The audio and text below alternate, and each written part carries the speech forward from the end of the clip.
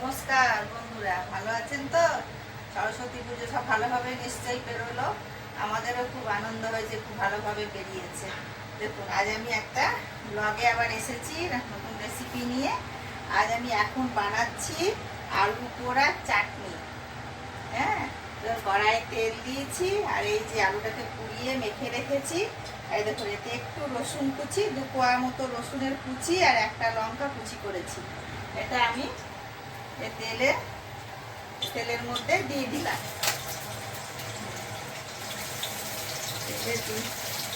দিয়ে দিলাম, আর এইখানে এই তেঁতুল দিয়ে করবো। তেঁতুলটাকে আন্দাজ মতো তেঁতুল ভিজিয়ে রেখেছি, যেরকম টক হবে বা আপনার আলুর পরিমাণ যেরকম থাকবে সেই হিসাবে তেঁতুলে যেমন এতটা তেঁতুল লাগবে ভিজিয়ে রেখেছি। রসুনটা আর লঙ্কা একটু ভাজা ভাজা হলে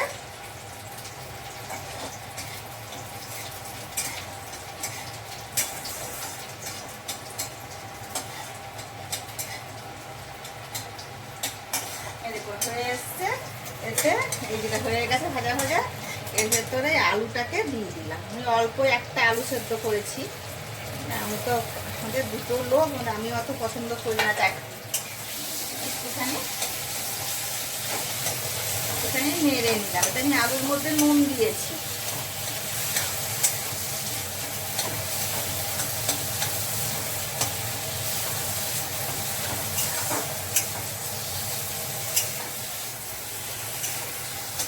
নেড়ে নিলাম। এবার এই যে দেখুন, তেঁতুলের এটা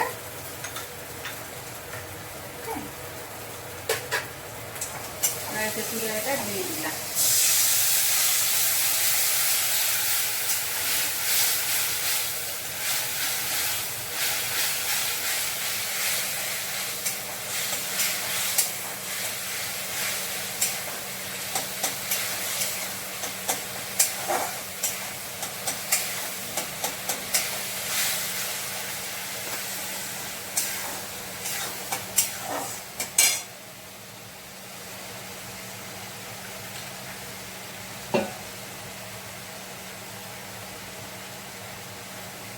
একটুখানি চিনি দেবো, টক মিষ্টি করবো আন্দাজ মতো, যেমন আপনারা মিষ্টি খাবেন পছন্দ করবেন সেরকম ভাবে দেবেন। তেঁতুলের তো একটু বেশি মিষ্টিটা একটু লাগবে।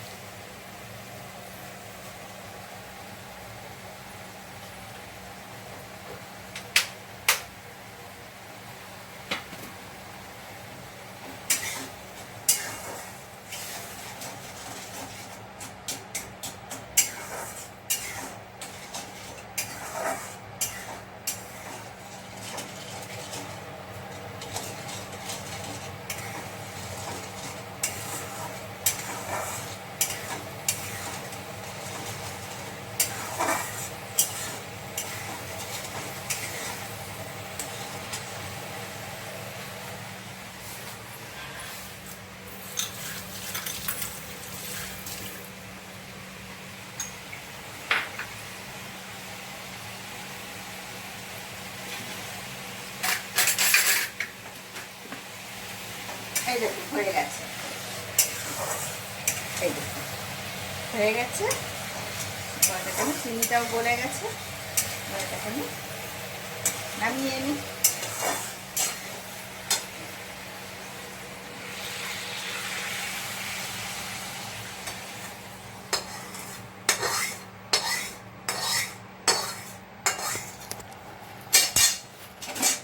দেখুন আমার আলু পোড়া চাটনি এটা একটা হলো।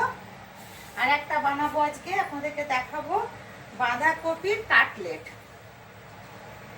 এই দেখুন বাঁধাকপিগুলো কেটেছি, এই যে চার কোনা করে। আর এই যে একটু আলু সেদ্ধ নিয়েছি। আর এই আলু সেদ্ধটাকে আমি একটুখানি 2 কোয়া রসুন আর 4 ভাগের 1 ভাগ পেঁয়াজ আর একটু আদা লঙ্কা বেটেছি। বেটে দেখুন এই আলুটাকে দিয়ে মাখবো। আলু সেদ্ধটার সঙ্গে মাখলাম।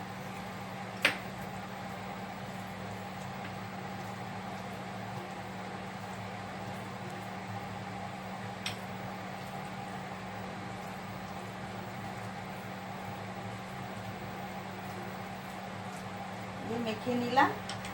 হ্যাঁ, আর এখানে একটু ডিম নিয়েছি, ডিমটাকে ফেটিয়েছি, আর এই ব্রেড ক্রাম্বস রেখেছি। এই দেখুন বাঁধাকপিগুলোর মধ্যে এই যে বুঝছেন, এই দেখুন বাঁধাকপিটা আছে, এর ওপরে আলুটা কিরকম করে দিলাম, দিয়ে এই যে আর একটা বাঁধাকপির পাতা দিয়ে ঢাকা দিলাম, তো ফুলে যাবে বলে এই দেখুন এখানে করে লবঙ্গ দিয়ে দিচ্ছি, লবঙ্গ দিয়ে বেঁধে দিলাম, তাহলে এটা খুলবে না।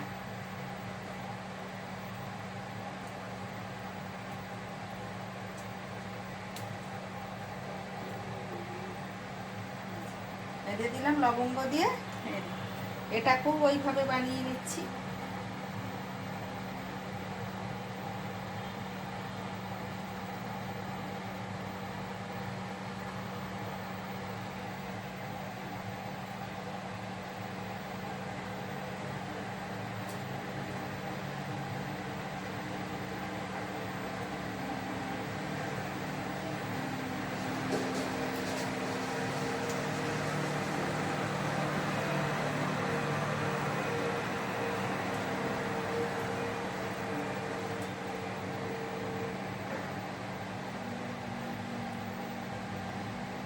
মধ্যখানটায় দিয়ে দিলাম।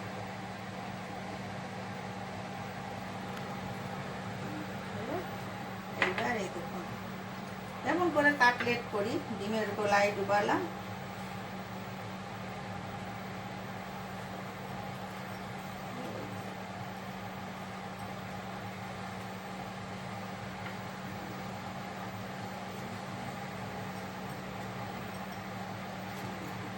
কড়াইয়ে তেল হয়ে গেছে,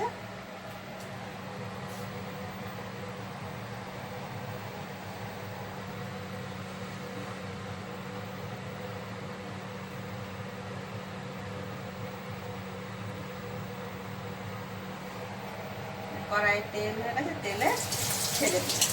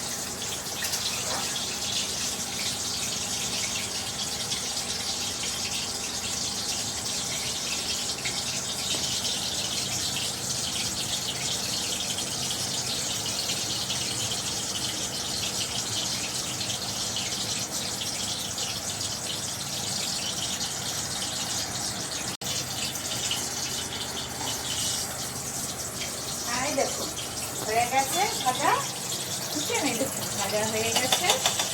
এবার এতে উঠিয়ে নিলাম। এই যে ভাজা হয়ে গেছে একটা, আর একটা আছে, এটাকেও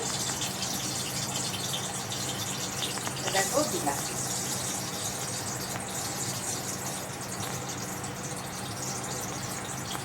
আমাদের এখানে আজ সরস্বতী পুজোর পরে, সরস্বতী পুজোর দিন খাওয়া দাওয়া হয় ভেজ, সেদিনকে দুবেলায় ভেজ খাওয়া হয়েছে। আজকে একটা ননভেজের পার্টি আছে রাত্রেবেলায়, ওখানে আজ রাত্রেবেলায় আমাদের সব খাওয়া দাওয়া হবে। আমাদের এই আবাসিতে এগুলো খুব হয়, এগুলো খুব ভালো লাগে।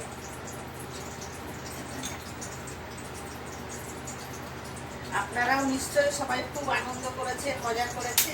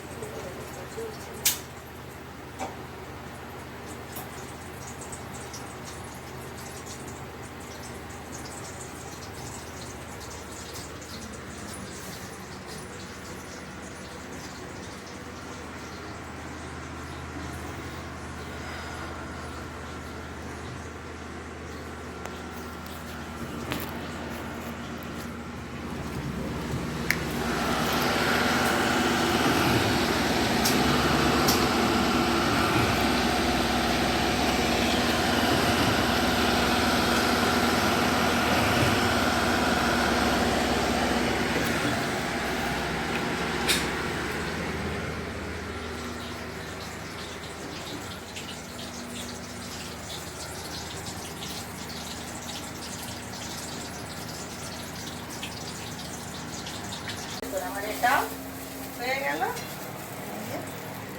এটাও হয়ে গেল।